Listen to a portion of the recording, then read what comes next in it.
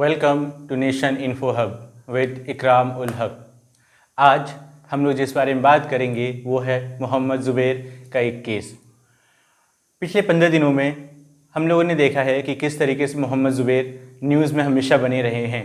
Supreme Court ने leading fact checker Mohammed Zubair को सारे केसेस में इंटरिम बेल दे दिया है।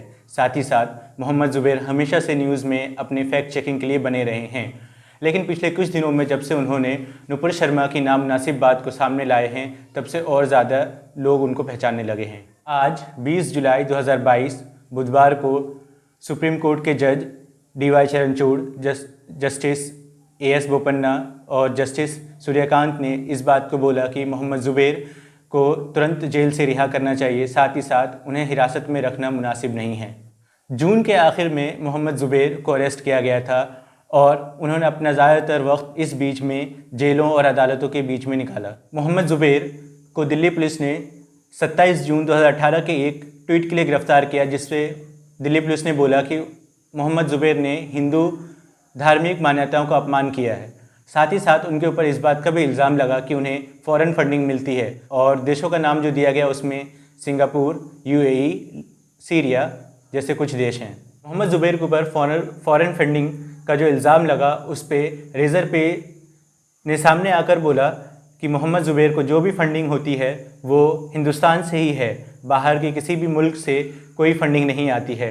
साथ ही साथ सुप्रीम कोर्ट में उत्तर प्रदेश सरकार की वकील इस बात को साबित नहीं कर पाई कि उनको फ़ॉरेन फंडिंग होती है।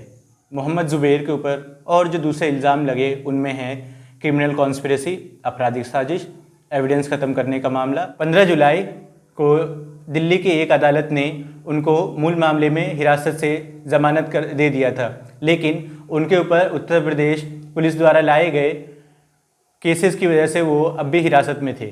वेंसडे को सुप्रीम कोर्ट ने मोहम्मद ज़ुबैर के अगेंस्ट सारे केसेस को क्लब करने के लिए कहा, एक साथ जोड़ने के लिए कहा। साथ ही साथ उत्तर प्रदेश पुलिस को सुप्रीम कोर्ट ने ये गाइडलाइंस दी कि वो सारे केसेस को दिल्ली पुलिस को ट्रांसफ़र कर दे। Bangalore based telecom engineer Mohammed Zubair ने 2017 में अपने साथी सॉफ्टवेयर इंजीनियर प्रतीक सिन्हा के साथ मिलकर द ऑल्ट न्यूज़ की इस्टेब्लिशमेंट की। पिछले 5 सालों में वेबसाइट ने उन कई सारे दावों को खारिज किया जिसमें धर्म और जाति के आधार पर लोगों को बीच में भड़काने की कोशिश की गई, जैसे कि कुछ ऐसे फ़ोटोज़ या वीडियोज़ जो बहुत पुराने थे उनको नए तरीके से वापस शेयर किया गया और ऑल्ट न्यूज़ ने उन सब खबरों को खारिज किया और उनके मिसलीडिंग फैक्ट्स को चेक करके लोगों के बीच में बताया कि क्या सही है और क्या गलत है। 2017 में ऑल्ट न्यूज़ के बनने के बाद से ही ऑल्ट न्यूज़ हमेशा सरकार के निशाने पर रही है, क्योंकि उन्होंने मुस्लिम माइनॉरिटीज़ के लिए उनके अगेंस्ट जो भी वीडियोज़ और फोटोज़ शेयर किए जा रहे थे उनको उन्होंने फैक्ट चेक करके नकली वीडियो और संदेशों पर ध्यान केंद्रित किया और बताया कि कैसे ये वीडियोज़ सब गलत है और कैसे लोगों को भटकाया जा रहा है। Digital forensic expert Mohammed Zubair को मेन स्ट्रीम मीडिया और सोशल मीडिया पर एक नेगेटिव तौर पे प्रेजेंट किया गया है। अदालत में मोहम्मद ज़ुबैर ने ये बात भी कहा कि उनको उनके काम, उनके नाम और उनके धर्म की वजह से गिरफ्तार किया गया है।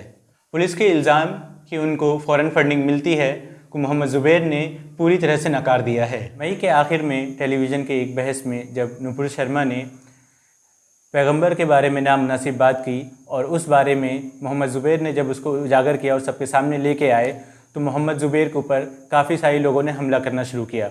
उनके ऊपर उनके पर्सनल टॉन्ट्स किए गए, साथ ही साथ उनके लिए एक हैशटैग भी चलाया गया जो हैशटैग था अरेस्ट मोहम्मद ज़ुबैर। जब नुपुर शर्मा के लिए गिरफ्तारी की मांग हुई तो रूलिंग पार्टी ने उन्हें अपने पार्टी रिप्रेजेंटेटिव से भी हटा दिया, साथ ही साथ वो छुप गईं। नुपुर शर्मा के पैगंबर वाले बयान पर जब इस्लामिक मुल्कों ने उस बात पर नाराज़गी जताई और साथ ही साथ माफ़ी मांगने के लिए दबाव बनाया तो नुपुर शर्मा को रूलिंग पार्टी ने अपने पार्टी से दरकिनार कर दिया। इसी बीच लगभग 1 महीने बाद पुलिस ने मोहम्मद ज़ुबैर को उनके 4 साल पुराने एक ट्वीट पर गिरफ्तार किया, जिसमें एक फ़ोटो थी जिसके ऊपर था हनीमून होटल से बदलकर उसको हनुमान होटल कर दिया गया था।